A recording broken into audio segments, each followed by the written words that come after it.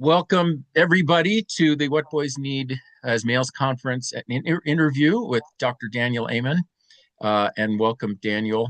It's an honor to talk to you. We've known each other quite a while, and I learn so much from you every moment. So, really, an honor to talk to you. Thanks for joining us. For people who don't know, Dr. Daniel Amen, the founder of the Amen Clinics and 11 clinics nationwide. Is that right, Daniel? Okay. Are you expanding overseas? Not yet, but we're bringing our method, hopefully, around the world. So my books now, probably like yours, is in 50 languages. And, uh, whether you're in Hong Kong or Sydney, Australia, or London, your brain matters. And ending the concept of mental illness by creating a revolution in brain health. This is the future. And I'm really excited about it. Oh, good, good. Well, and that's what we want to talk about. You are based in so many things, and some of those things are brain scans, and so you're really using hard science, and that's how you and I connected about 20 years ago. So let's get right to it. Okay, so a revolution in brain health. What would that look like? And of course, then I'm going to hone in on boys, male development. But what would that look like? What would you like to see? Over the last 35 years, we have scanned almost 300,000 brains. And the big lesson is most psychiatric illnesses are not mental health issues, they're brain health issues. Get your brain healthy and your mind will follow. So your brain can have problems just like your heart can have problems, but most people who see cardiologists have never had a heart attack. They're there to prevent them. Can you imagine anyone making a diagnosis of heart disease based on checklists or symptom clusters? Absolutely not. But the brain, which is so much more complicated than the heart, most people never look at it. And so boys are diagnosed with ADHD in ever increasing numbers, and no one's ever looked at their brain. And all of this is insane. And we're now facing the worst brain and mental health crisis in history, um, because there's a war for the health of your brain. Yeah, yeah, absolutely.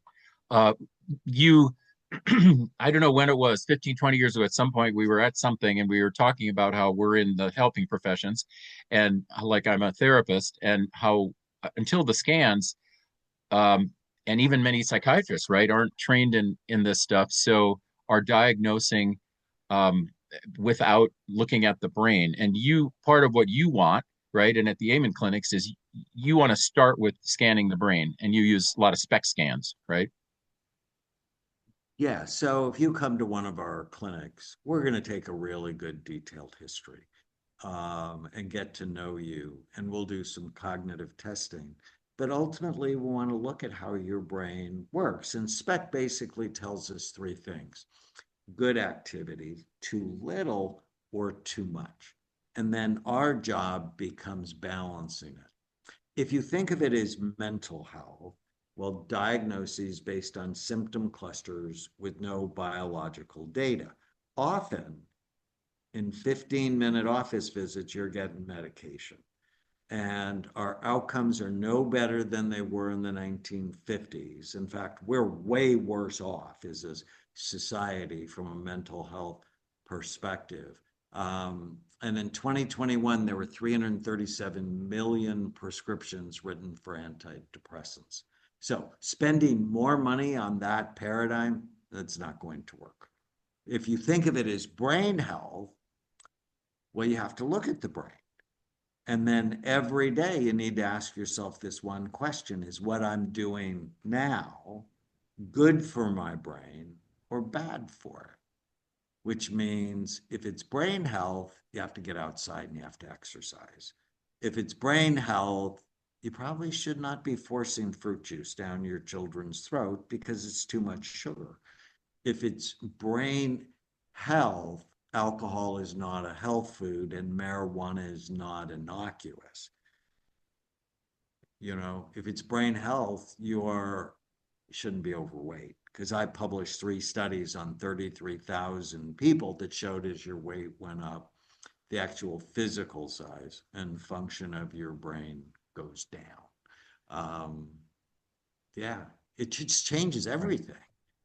That from the time you go to bed to what you have to eat, to who you hang out with, to your habits for partying. If it's brain health, well, everything changes. And oh, by the way, you get better and at the same time decrease your risk for Alzheimer's disease. Yeah. Well, it makes such sense. The let's look at the male brain for a second. So there is, as you said, a mental health crisis, and it affects girls, it affects boys, it's affecting everyone. But we're focused on males in this conference. Do you, what do you think about male depression? The way, I mean, there's going to be a lot of people who are parents, teachers who suspect this boy is depressed, but it's not diagnosed or they don't know the extent of it. Um, can you talk about male depression, especially So among it kids? often presents differently than female depression, rather than overt sadness and crying. It, Males withdraw, often become irritable. They have trouble concentrating. They may get diagnosed with ADD and put on stimulants, which can make the depression worse because it's not the right category of treatment. And they have a much higher incidence of completed suicide um, because their brains are different. I published a study on 46,000 scans looking at the difference between male and female, and it's almost like we're not the same species. The female brains are much busier, especially in the emotional centers. And female brains are healthier overall, in large part because they don't hit soccer balls with their forehead or play tackle football. I mean, some women do play soccer, but the incidence of traumatic brain injury is much higher in males than in females. And so, if our brains aren't as healthy, well, we don't live as long, right? We live on average, I think it's 7 or 8 years less than females. Um, Yeah. Yeah, I'm so glad you're having this conference. So, uh, males have been diminished so much in the last couple of decades uh, that if you watch almost any Hollywood movie, it's the girl that's sort of smarter and uh, has it together, and the guy that's messing up, and that's not fair uh, because that's actually not the reality. Yeah, that's the thing that I'm sure we all get why politically, right? Gender politics, all this happened over the last decades. But it was such it's been such an overreaction and kind of a framing thing, and we forgot real lives, and in real life, we're dealing with parents, teachers, citizens. We're all dealing with boys, and we can all see that they're having trouble. So, uh, and it doesn't seem to be working to just culturally say they're just all bad or they're just kind of defective. Um, uh, right? We got to start looking at what we're doing to their brains. I mean, that's kind of what you're saying, right? Well, and we've also been poisoning them. And, testosterone has gone down significantly over the last 50 years. And you have to ask yourself, well, why is that? And I think it's because of the plastics and other environmental toxins that we put on babies' bodies. Um, and there's just not enough people talking about this. That if, I mean, there was this big lawsuit against Johnson and Johnson for baby powder because it actually increased the risk of cancer. But what other things is it doing? And then if you mix that with sunscreen, right? The dermatologist won. They made us afraid of the sun. But all of the sunscreen that you lather on kids is filled with phthalates and parabens and fragrance, all which are toxic. There's an app I like called Think Dirty. It's not what you think it No, is. I know. Yeah. It allows you to scan your personal products and tell you on a scale of 1 to 10 how quickly they're killing you. And most enlightened people read food labels, but it's very important to read product labels, especially the products you put on your children. Because whatever goes on their body goes in their body and affects their how their body works. Yeah. Yeah. Awesome. Two areas I wanted to ask you about, and we're covering one of them is environmental neurotoxins. The other is going to be screens, digital effect on boys' brains. Staying with this, the environmental neurotoxins and the testosterone levels. This is big. People don't realize this, and or right, they think, well, if guys have lower testosterone, that's good. Is kind of a cultural framing because that'll make them less violent. But we know that the significantly lower testosterone has depressive effects, right? And much else. So, can you talk about the neurotoxins, including junk food, right? So the stuff that's in the estrogen, the endocrine disruptors, because that's also a big part, isn't it, of the lower testosterone? Or what do you think? It is, along with sugar and foods that quickly turn to sugar. I often say if um, you get a sugar burst, it decreases testosterone 45%. So if a couple shares the cheesecake at the restaurant, nobody gets dessert when they get home. And so, yeah, it's sugar. Uh, and then the food additives, the food dyes, the pesticides, um, all work to decrease your hormones. And now with being overweight, I think it's 30% of children. Uh, no, 30% of children are diabetic or pre-diabetic. Think Right. about that.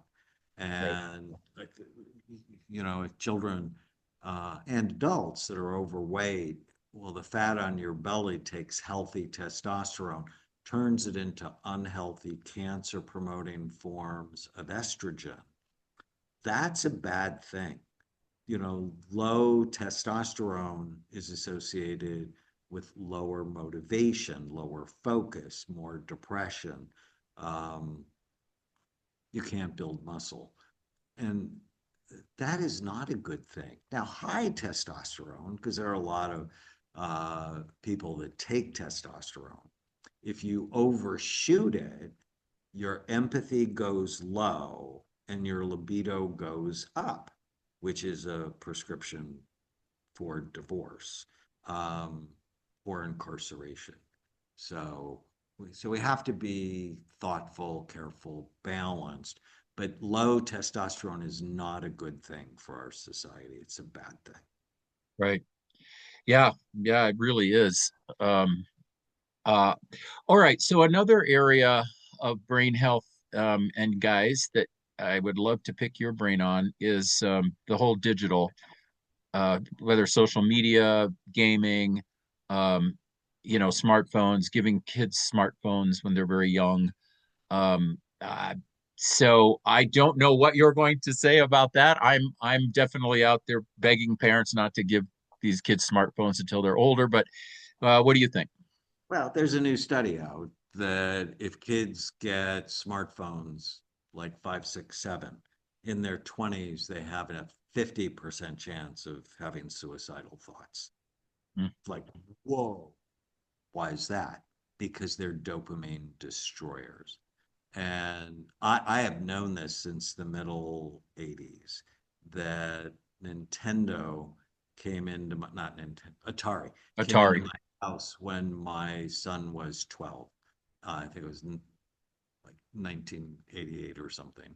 And I immediately put it out of my house because I saw he became less focused. He became less cooperative. We're starting to fight about it. And I'm also a child psychiatrist, and I have not seen anything good from these dopamine destroyers, whether it's video games or your cell phone, social media.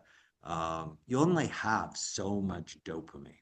And boys tend to have less, which is why they get diagnosed with ADD 3 or 4 times more than girls. And with lower dopamine levels comes more ADD, but it also comes more excitement seeking behavior, more negative seeking behavior. And so there's an area of your brain called the nucleus accumbens, and it responds to dopamine. But if you push on that too much, too often, too hard, you begin to wear it out. And so, in some ways, you get to be thrilled to death. And we have been destroying uh, boys' dopamine levels for the last 4 decades. And there's just nothing about it that's okay. So, if I had little kids today, they wouldn't get phones until they're 15. And I wouldn't have gaming devices in the house. Like, I just wouldn't. I don't think it's helpful for them. Well, yeah, I'm with you totally. So to help people understand this, um, can you just talk a little bit more about, okay, let's pick a scenario. The kid is watching, so boys are on YouTube a lot. So they're watching YouTube. They've got the phone, so they have access all the time. They're watching YouTube. Uh, the dopamine is getting hit because there's speed of moving images, right? And then talk about how it works so like parents can understand, okay, this is actually happening to these guys. Well, and it's very much like Las Vegas and slot machines, in that they'll watch a video for 10 seconds or maybe 3 seconds. Oh, it's boring. And then they'll go to another one, boring. Oh, they'll go to another one, boring. Oh, this one made me laugh. Or this one uh, turned me on. The issue, which you probably talk about at the conference, boys getting sexualized early is destroying their dopamine. I was doing a podcast with Stephen Bartlett on the Diary of a CEO, and we were talking about some of the dangers of AI. And uh, in the middle of it, he opens up Grok and brings out Annie. Annie is a very cute anime character who will do basically anything you want. And I just am so glad that when I was 12 years old, I didn't meet Annie because I wouldn't have done anything else. This is so stimulating, so realistic, so disturbing that we are sexualizing young boys uh, so early. And it's going to be so bad. The consequences of this are going to be so bad. And I'm so grateful to Australia that just banned social media in children under 16. I think it's historic.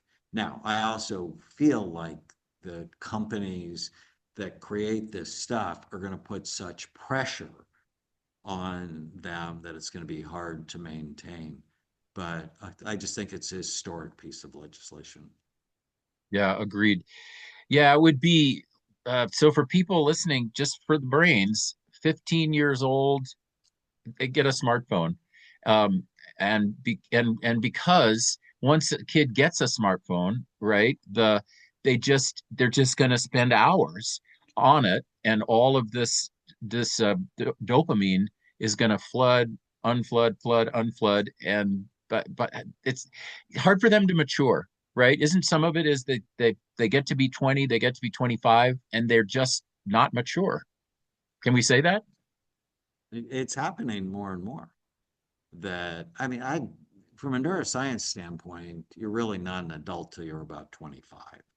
And and that was before all of this digital dopamine destruction.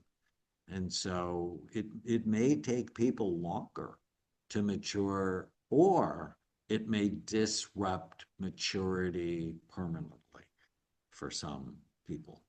That worries me is the sort of permanent disruption, and then it's going to have effects on mating, on having children, right? Mating, marrying, having kids. If if people are not mature, they're not going to have the let's say courage to fully mate. I mean, I from an evolutionary standpoint, I get very worried about. I don't know. Do you get worried at all about that?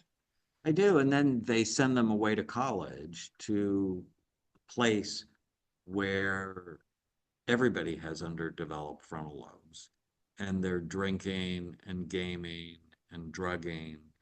Um, and that's the norm. So if you think of a sorority or a fraternity.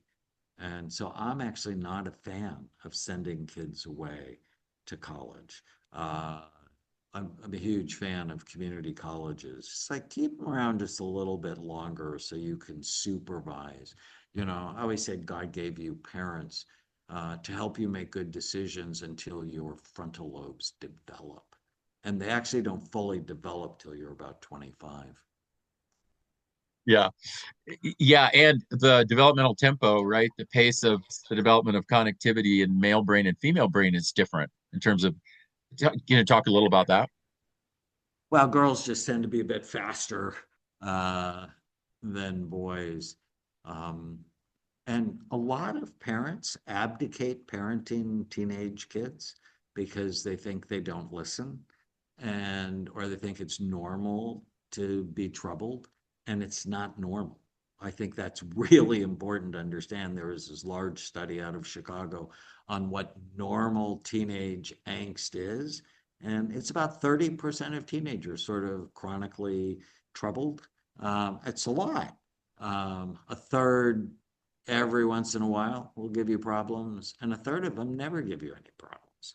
So if you have a child that is sort of chronically disrespectful or underperforming, it's good to get them assessed.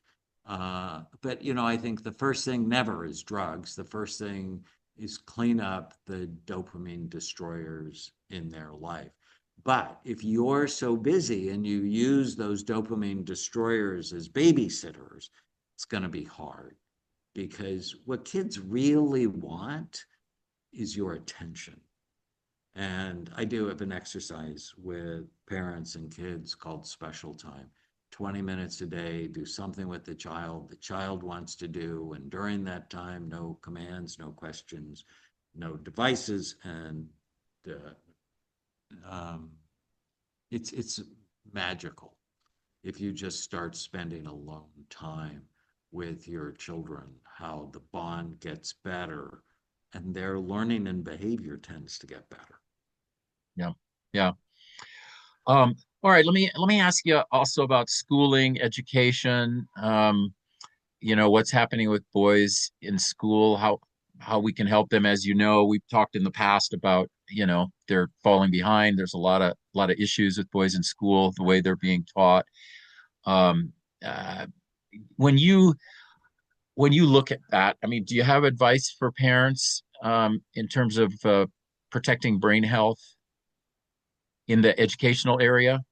Well, I think that's what I would do is I would think about their brains. And whatever they're doing, is this good for your brain or is it bad for it? I would increase their exercise uh, because that helps them be less restless and more focused. Um, I'd make sure their vitamin D levels are good, either with more sun or a supplement. We did a study, I think 90% of kids had low levels of omega-3 fatty acids because of the processed diets. And so probably I'd find a really good omega-3 fatty acid supplement to give them. Um, and then don't think about them going to Harvard in preschool. It's like, if especially if I'm right about sending kids to community college, it's, ultimately you want kids to love learning, not to perform for grades. I think it's just so important in my mind that loving learning, because lifelong learning is an Alzheimer's prevention strategy. But if kids hate it because they're bored because they don't have their devices, uh, yeah, it'll be a problem. Hmm. Yeah, for sure. Um, okay, so for people to um, check out what you do, amenclinics.com, right? AMEN clinics.com. Um, a, a number of your books I have used, I'm going to call attention to, and could you please say others? So, Healing ADD, I think that's new edition, came out a few years ago. Is that right? 10 years ago. Oh, Isn't 10 that years. Oh my crazy? gosh, it's been 10 years. The Wow, revised version came out 10 years ago. I have a that's a brand new book great one. actually that just came out, Oh, Change Your what's the new one? Brain Pain. I'm Oh, you're dealing with pain. Talk uh, about that. now that I'm 70. I talk about how pain, physical and emotional pain, actually run on the same circuits in the brain, and how to get out of the doom loop.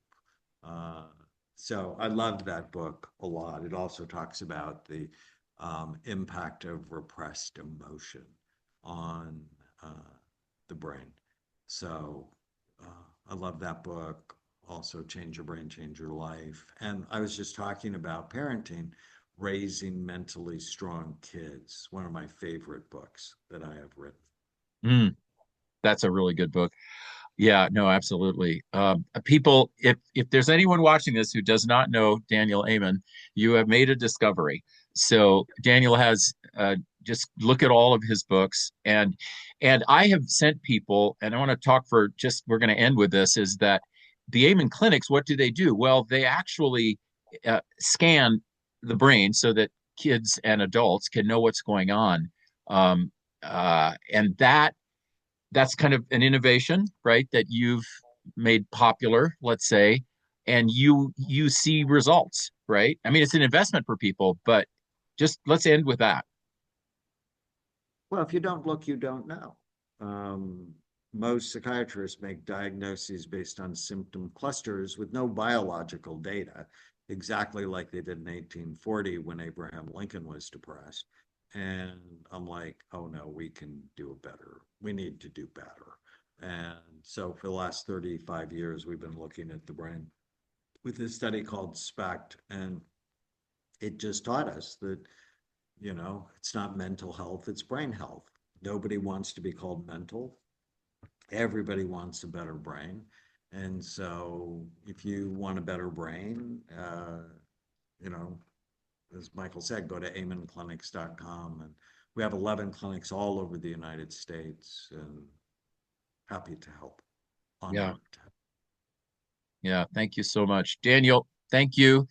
I'm signing off with Dr. Daniel Amen, the What Boys Need as Males Conference. Daniel, thanks for your decades of work and for being with us. Bye, everyone.